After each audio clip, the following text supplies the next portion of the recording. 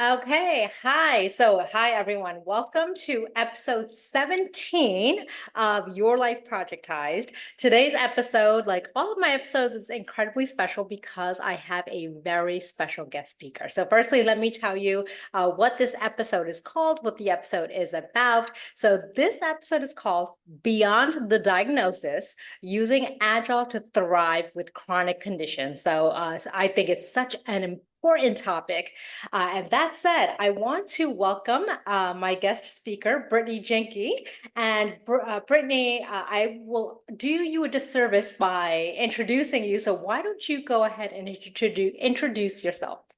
Absolutely. Thank you, Parmjit. Happy to be here on your podcast. My name is Britne Jenke. I've spent a long career in adult learning and development. So that's corporate training for most of you. But I also work in accessibility, so making digital products accessible to people with disabilities. And working in these fields, I've been able to bring in a lot of project management skills over the years. I've been a holder at times of various certifications in project management and Agile and Scrum. So I've been able to apply those principles not only to my work, but to my own personal health conditions and disabilities. So I'm excited to share with you today. Okay, absolutely. And then that's so incredibly exciting. And I think Brittany, I didn't realize. For folks that are listening, so Brittany and I met at NSA, which stands for National Speaker Association. Brittany is a trainer, but also a speaker. But Brittany, I had no idea. Or I should say, I didn't realize that you held a lot of the same certifications that I do, and that you have a background in project management. So, of course, I'm incredibly excited to have you on.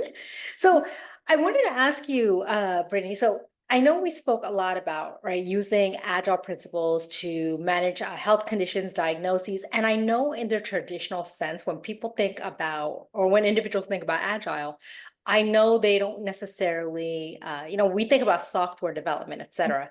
I don't think folks necessarily picture using agile principles or methodologies to manage chronic conditions. So can you explain, in your own words, how do you feel that agile principles, which are typically, like I said, used in software development, how can they be applied to chronic conditions and disabilities? Yeah, great question. And it's a connection I made myself, obviously after years of practice in the field. But if you know Agile, Agile really emphasizes flexibility, Mm-hmm. iterative improvement, and a focus on the end user. So when you start to apply those things to disabilities or chronic conditions, you might look at them different ways. Things like a cross-functional team in a project, maybe your cross-functional team of healthcare providers if you're managing a condition. So using some of the same terminology and frameworks can really help us manage a disability or a chronic condition in an agile way, just by keeping those principles of flexibility and continuous improvement in mind. Sure, absolutely. And what was your, Brittany, so what was your inspiration what was your inspiration behind tying agile to, the health management? Because again, as I just shared, when we typically think about agile, you don't think, oh, I can apply agile or project management to manage a health event. Yeah, and for me, it was one of those almost serendipitous moments. Mm-hmm. I was working in project management in learning and development, so I was leading large training projects with lots of stakeholders, lots of deliverables. So I was well entrenched in using project management in my day to day, and receiving a diagnosis after having several different doctor's appointments and specialists and all the things we go through. My diagnosis is fibromyalgia, which is one of those odd, anomalous, disabilities or conditions for some. A lot of unexplained things around that condition, and so taking that uncertainty of not only the condition itself, but how I was going to manage it, Agile just seemed natural, Yeah. to be able to take a flexible approach and be able to try different things and, look at my look at my world a little differently instead of, this was a final, this is something you have to live with forever type diagnosis. Is no, Yeah. this is something I can work around and manage and incorporate into my life just by using some of these principles. Absolutely. And I love that perspective. And I think, right, I've shared with you before, I also, I was diagnosed with multiple sclerosis in 2008. And thankfully, I've been in remission for 8 years, thanks to a successful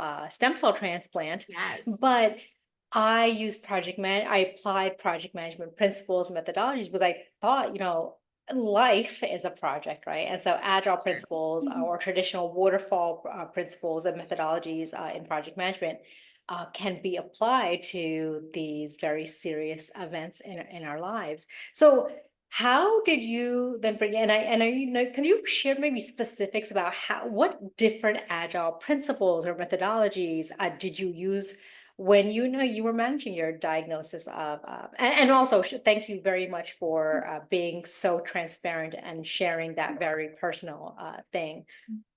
Of course. I think understanding, a disability or a chronic condition, something like fibromyalgia or even multiple sclerosis, something that your personal energy levels, ability levels may change from day to day. And I think that's where Hmm. the flexibility of Agile really shines when Yeah. it comes to managing a condition like that. Because I will have days where I'm feeling amazing and I can get anything done. And then Yeah. there are days where I am exhausted and in pain and I need to, maybe take a long nap, Sure.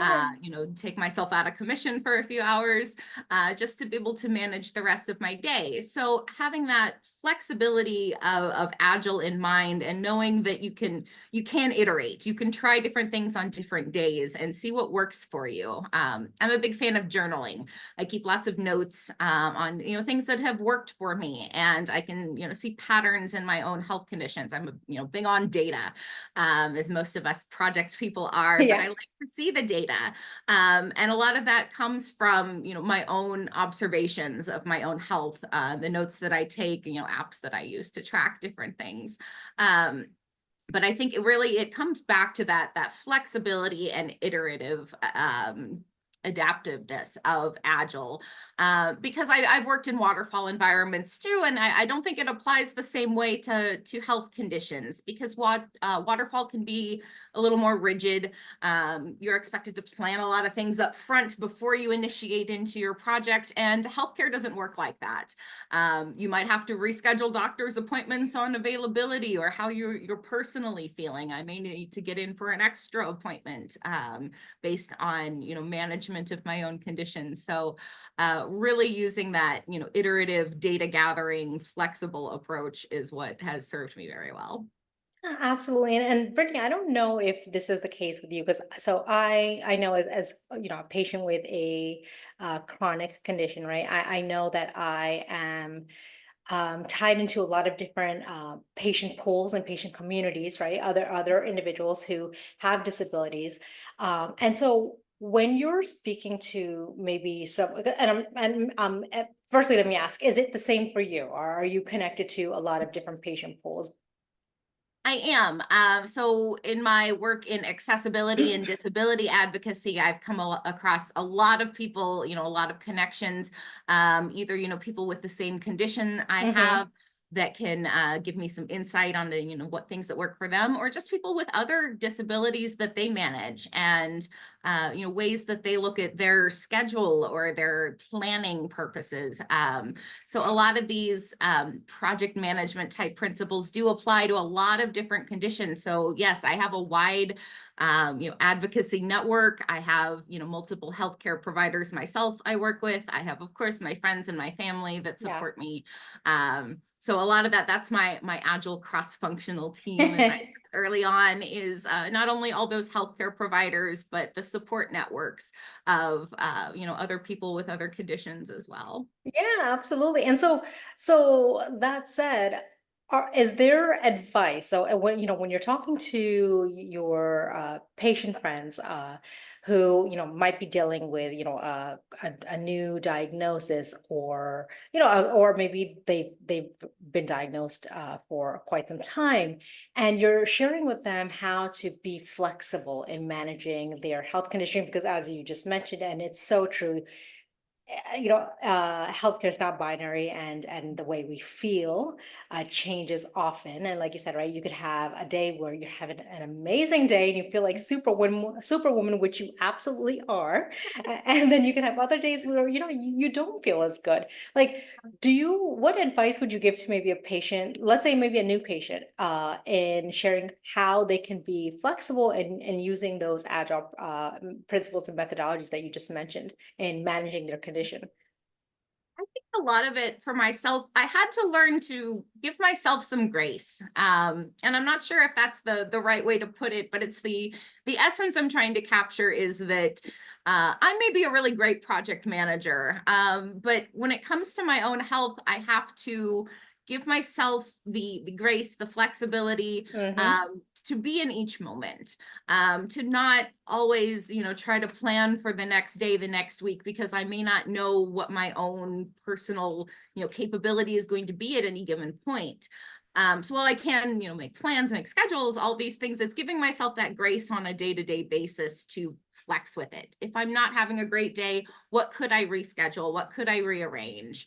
What could be flexed, postponed to a day where, I have more capability, and I have more, availability to dedicate to whatever that task is. So really, I think it comes down to, understanding yourself, knowing yourself, but giving yourself the forgiveness to make mistakes and to try different things and see what works different times, collect your own data, and just keep trying and be patient with yourself. I love that. And I love that you mentioned, showing yourself grace, because I think it's very easy, not just for someone who's managing a health condition, but just in life in general, right? I think Yeah. we are often very hard on ourselves. And I think it's so important to show ourselves grace and understand that maybe what is working for us at this moment in time may not be what's going to work for us maybe a month from now or years Right. down the road, right? So having that flexibility. And so when so you said Brittany, you mentioned that you've done some project management. So um when you worked in project management, so how do you so okay, let me backtrack. If you were to use project management, right, like a very typical waterfall approach, right, Mhm. in managing a health condition, how do you see applying agile principles, maybe and maybe as being, and maybe I'm not using the right terminology, being better, Mm. agile being a better methodology, a better approach to managing a health condition, versus maybe a more rigid waterfall approach. Sure.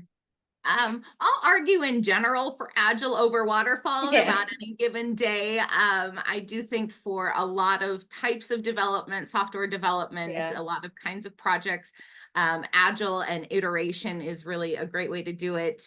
It's worked well for me. Again, in adult learning and development, we do a training project.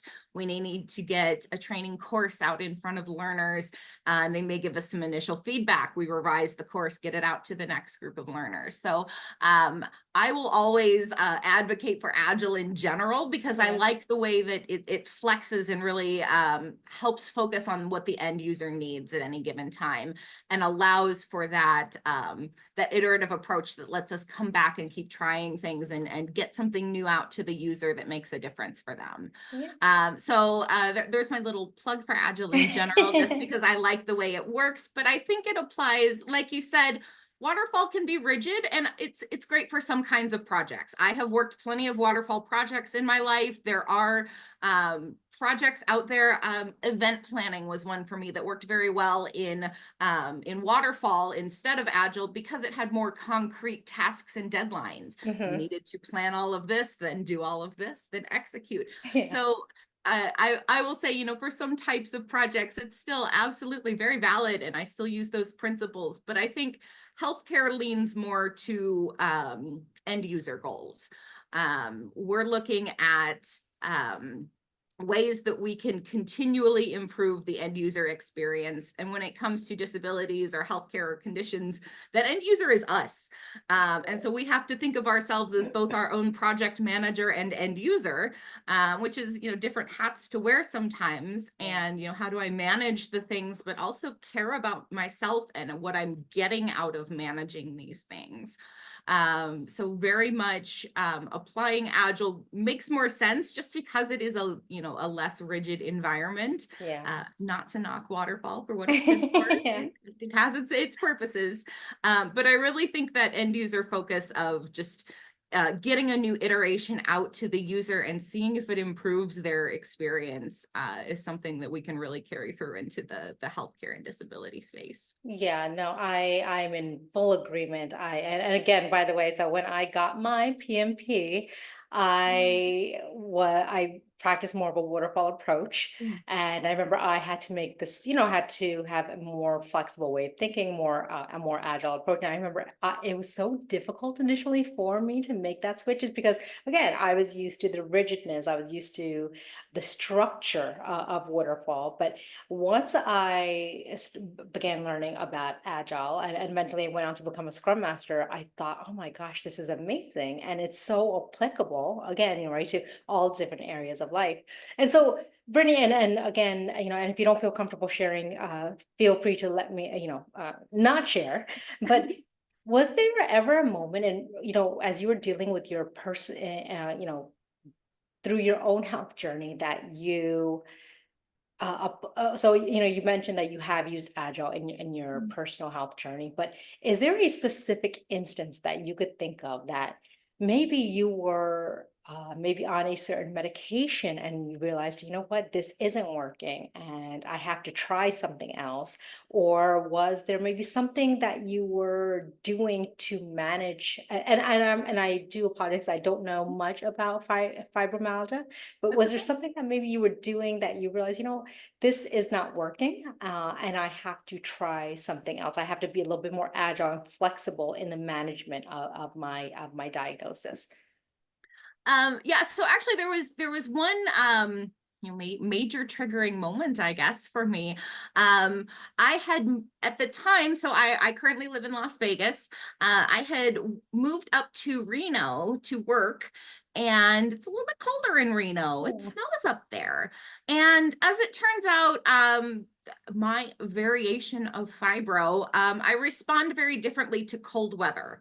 The cold in the air, it's like this pins and needles feeling that just doesn't go away. Like my whole body tingles. It's an interesting sensation, exacerbated by the cold, which I had kind of had known from earlier in my life. I'd lived in the Midwest. I'd lived in, Chicago and Cleveland and some colder places.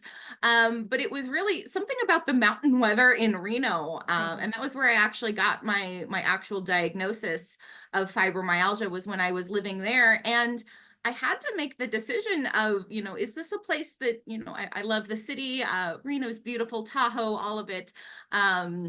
But I chose to move back to Las Vegas because the weather's warmer here, and I have a better chance of, better days, more management days when the weather's warmer. And unfortunately, that's something I'm gonna probably have to consider for the rest of my life, is where I'm physically located in this country or any country, if that weather is amenable to my condition. So it's just one of those little intricacies. But that you asked for a big triggering moment, and that was for me, that I just realized that I actually can't continue to live here because the weather here hurts me. So I would like to move someplace where I have, fewer pain-filled days. So I chose to move back to Vegas, stayed with the same company and relocated, and things worked well career wise. Happy here in Vegas. Bought a house with a pool. It's great. But yeah, it was one of those moments. I hadn't set my roots really anywhere yet. I'd grown up in the Midwest, moved out here to Vegas for work, moved to Reno for work. And it really was one of those, hey, guess what, girl? Cold weather is not for you. And we are so glad to have you in Las Vegas.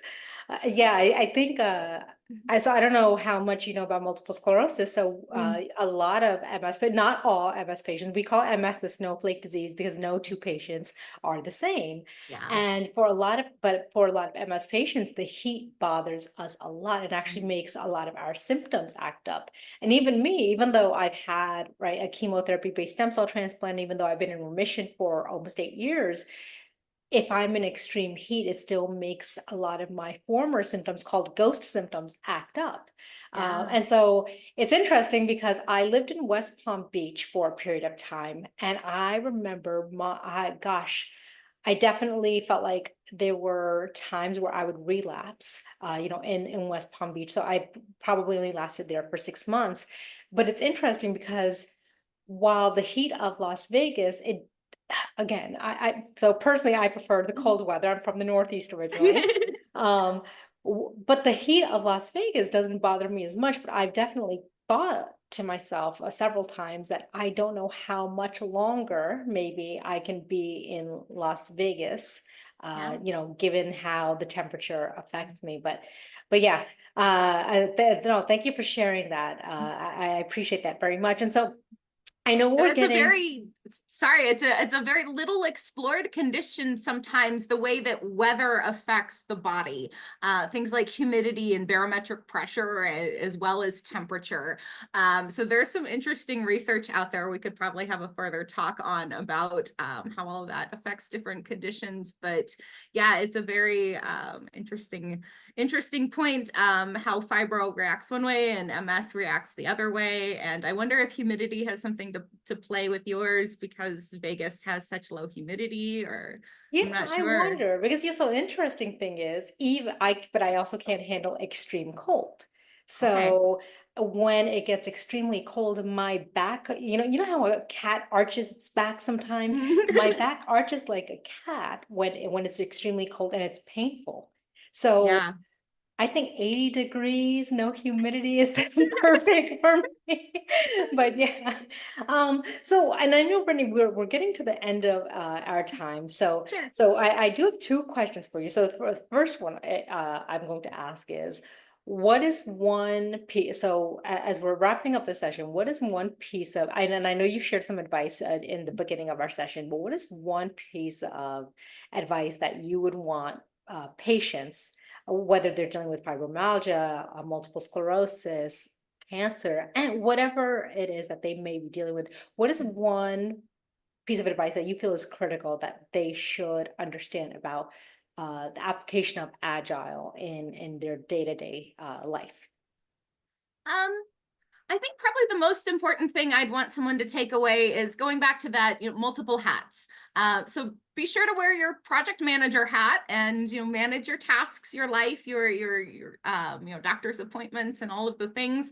But put that end user hat back on sometimes, and put yourself in the position of you are the person that this project is being managed for. Mm-hmm. It is your outcomes that that project manager is concerned about. So it was a struggle, I think, for me at first to wear both hats and realize that hey, I'm that end user too. Yeah. But making sure that I stop and put that hat back on and don't get so caught up in managing the details that I forget how I actually feel on a day-to-day basis. I think that'd be my best advice is balance your hats. I love that, and show yourself grace, and Yes. absolutely. And so, Brittany, so I know you shared, what you do currently, and I love that because I think a lot of the accessibility work that you do, the trainings that you do, the advocacy work that you do, I'm sure that um, is great for the soul, right? Yeah. And I'm sure that, you wake up every morning with a sense of purpose and, feeling great about the work that you're doing. And I mean, I, for one, am grateful for you and for individuals like you who do the work that you do. But when you were a little girl, right? When fibromyalgia was not in the picture, and when you thought about what you wanted to be when you grew up, what did that look like for you? Honestly, I was the kid that wanted to be a teacher. Really? Um, I went to school. My undergraduate degree is in English literature with Uh-huh. a minor in education. I thought for sure I would be an English teacher for life. I went from there to grad school, found the world of, I was a librarian for several years and then got into adult learning and development, corporate training, how we learn the skills we need for our jobs. And then being able to tie in the accessibility and disability advocacy work that I've done, not only for myself, but I'm blessed as a person with disabilities that has a lot of capability still. So I felt I needed to use my voice to help others that maybe didn't have as much option to use that voice or to, manage their own day to day. So I can be that voice for other end users as well, through some of the work that I do. But yeah, I'd really like to kind of just, tie it back to, we all, my work's been in adult learning forever. We're all adults. We're all trying new things. We're all learning new skills. And my work in making workplaces accessible to more people has been very rewarding. Just being able to tie all of these practices and principles together to how do we rethink our workplaces so that more people can participate, those of us with disabilities and those without. So that's my mission, my work, and how I'm carrying all of that forward. I think you are absolutely incredible. I think the work that you're doing is incredible. I think you would have made a fabulous teacher.